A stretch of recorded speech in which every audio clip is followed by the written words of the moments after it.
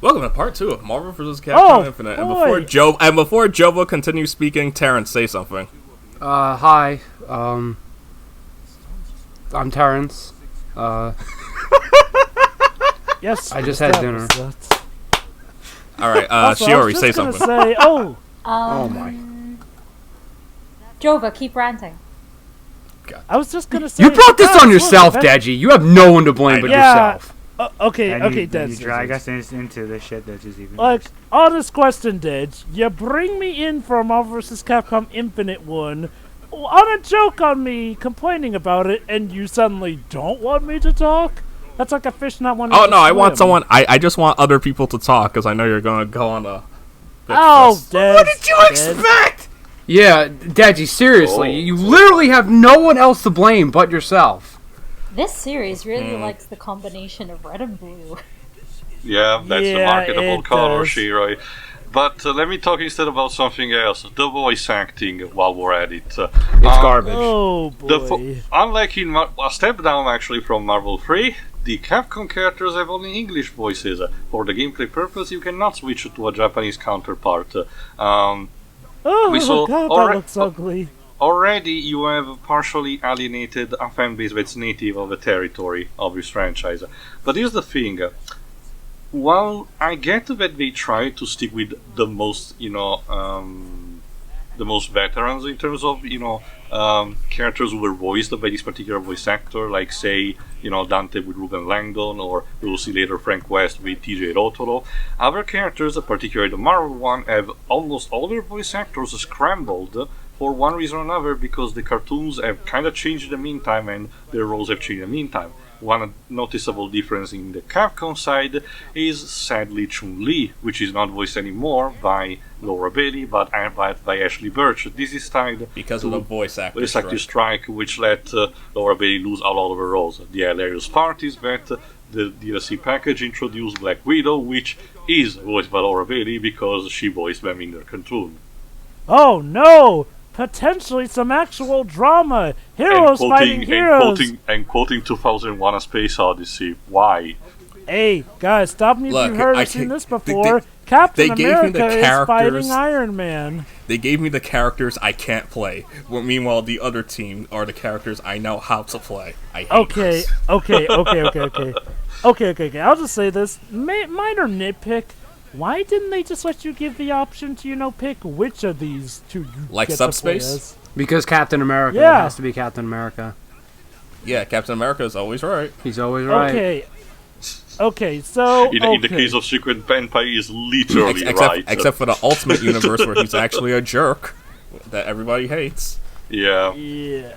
And also the Maximum twins that are have incestual feelings for each other, apparently. So of course in the Ultimate it's Universe... it's only the tip of the iceberg, Dash, believe me. So of course in the Ultimate I listened Universe... to your shattered Dimensions commentary. Yeah.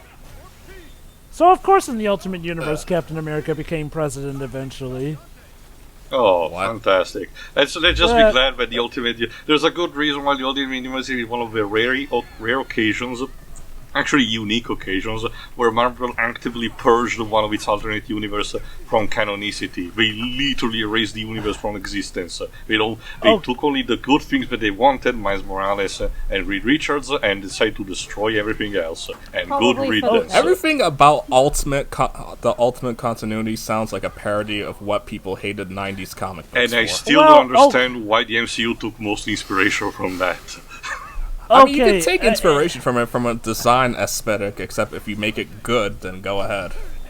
Well, that's the thing, Dids. They took a lot of inspiration from it story-wise, is the thing. But to be fair, also the design, because the Ultimate Universe was born in conception to be more realistic, quote-unquote.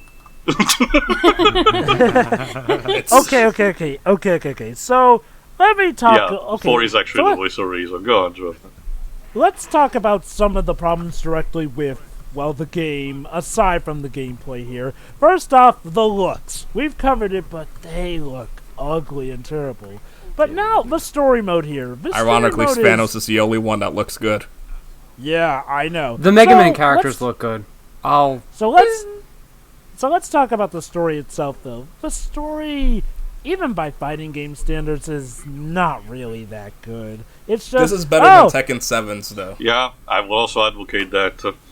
It's Okay. That's not Yeah. hard. Okay. I saw that. Let me put to the other extreme on the It's table. it's also better than Fighters as well, to some extent. Let me put the other extreme on the table. That's It's debatable. not, I agree with you about it's, Tekken 7. It's worse. It's worseable than the one of MK11. I still believe MK11 actually has the better story of the one released around this time period.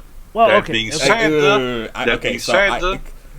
that being said, this game actually doesn't commit a scene that MK11 does, and that, but some people will see actually later, I think, in this very part. But that's foreshadowing. Go on, Joe. MK11. No, Back wait. to- Let me explain. Wait. Hold wait, on, let me hold on, explain. hold on. It's Oh, my yeah. channel. Well, I was gonna finish Oh, God, my I point can't though remember before I what got it is. interrupted. You Fine. literally brought this upon yourself, Deji. So I know. Oh, This is gonna be the theme for the entire playthrough, isn't it? yes, it is. what? Me getting interrupted and having to Dun-dun-dun. eventually pick up where I. Other way around. Anyway, buddy. go ahead. Well, going back to what I was talking about here, the issue with the story is like, well, for a story mode that is a crossover about these two crossing over, it doesn't take nearly as much advantage as we were hoping a crossover would do. Like, it feels more like just stuff happening, and it's like, oh, that happened. Hell, the story and gameplay segregation stuff also hurts also because, well, sometimes it'll seem like, oh, these two characters are fighting going off of the gameplay, but it turns out, oh no, they were just standing in the room across from each other. Like, that just feels lame, and it makes the gameplay feel like it doesn't even really matter that much either, too. Like I said before, Jova, this is not handled by the fact that the story was handled by a writer with barely any experience and a bad one at that. Like, okay, I'll say this. I'll admit this. I hated the roster. I did not like how it turned out, but I will say this. If the story had at least been good, I would have been willing to give it a chance. Because if there's one thing I've always said that Ultimate Marvel vs. Capcom 3 was missing with that amazing roster, was a story mode. So, and you know what? Having a story mode was one of the things I was most excited for in this game. And then the demo happened, which did not give any good Well, the demo was impressions. literally just the first chapter that we saw in the previous part, technically. That's the thing. The demo didn't really give for a good first No, impressions it like the didn't. demo I should. I argue there's a spot later in the story, but it's a much better thing that we could have Although, used for the demo. you know what the ironic thing is? They had an What? E3 demo, and people who were playing that said they got a better impression of it because they actually got to play the game instead of playing Yes. the first chapter of the story mode. So you would think, oh, so they'd make the E3 demo and more, available for players at home. Nope. Actually, no, Dej was mentioning the fact that it was a build, meaning that it was like an arcade situation that we could have matches between each other instead of just like selecting the story mode, which lets you select when you only use specific characters and all. Also, for the record, one thing that I discovered only recently, I always thought that they took advantage of the fact that Dr. Light as a new voice actor in this game to actually use the same voice actor for Mega Man 11 for his appearance, but no, they don't really. Well, this I came guess, out I guess before they Mega Man casted 11. him before Mega Man 11 was a thing. Yeah. Capcom these days seem to tend to change up voice actors a lot. Anyway, Dej. Mega Man's been incredibly inconsistent with voice acting. Oh no, anyway. I know that, but I thought that recently they wanted to be more stable on that. The only Mega Man voice actor that's been around for over a decade at this point is Johnny Young Bosch's Zero. Also, no Doug Carroll. Jesus. Go on, Dej. Oh, didn't the previous voice actor for Zero, Lucas something? Lucas Gilbertson. I actually like him more than actually Johnny. voiced the character for that video that Terminal Montage did, something about Mega Man X. Yes. Lucas Gilbertson voiced Zero in Mega Man X8, Command Mission, Yes. and Maverick Hunter. Maverick Hunter. And Oh. I Hey, honestly think he does a better performance as Zero than Johnny. Okay. Yeah, okay, because I'm with just gonna Johnny say Young Bush, you hear Nero. I mean, I just hear that's Johnny. The problem. It's just Johnny. That's one of the that's one of the problems with Johnny Young Bosch. Technically speaking, he's a good voice actor, but he cannot do particular variants of his voice. It's mostly He's like one or Steve two Bloom. sticks, He can only do the Nero voice, the Nate from Yokai Watch voice and Or a Jonathan more Joestar. serious Okay, one. okay. You Well, know what? also, You he know can do Broly now. Yeah, well, but that's Chip. still his Johnny Young Bosch voice. Just To screaming. be fair, also Jesus Christ, our hair is plastic. To be fair to Steve Bloom, he can actually do a lot of different voices, so much so that you may But not be they able to cast recognize him to do one specific thing. His voice. Okay, so I'll just say this: Nova's voice actor was definitely a downgrade for this game. The Ultimate Marvel 3 it was Troy Baker. Here, I actually forgot to read. Look, you look. Once you have Troy Baker, you pretty much peaked. Oh, Ben Diskin. Unless you Well, go to okay, Matt Mercer. Ben Diskin is a good voice actor, but I yeah, like the Matt shift, Mercer, but I think the shift Troy is Baker's noticeable. But that's also a good segue into something else to tie instead to the roster. Like I said, I'm generally fine with this roster as a starting point, but I will say this for the very end of the game. One problem that relies on it is that the ratio between veterans and newcomer is imbalanced. Possibly, attached to the fact of the actual small size. The actual effective newcomers in the roster can be counted basically on one hand, if you can count. Yeah, hold on, let me look at the roster right now. Okay, we have Gamora, Captain Marvel, and arguably Thanos because it's a rework for the Marvel side.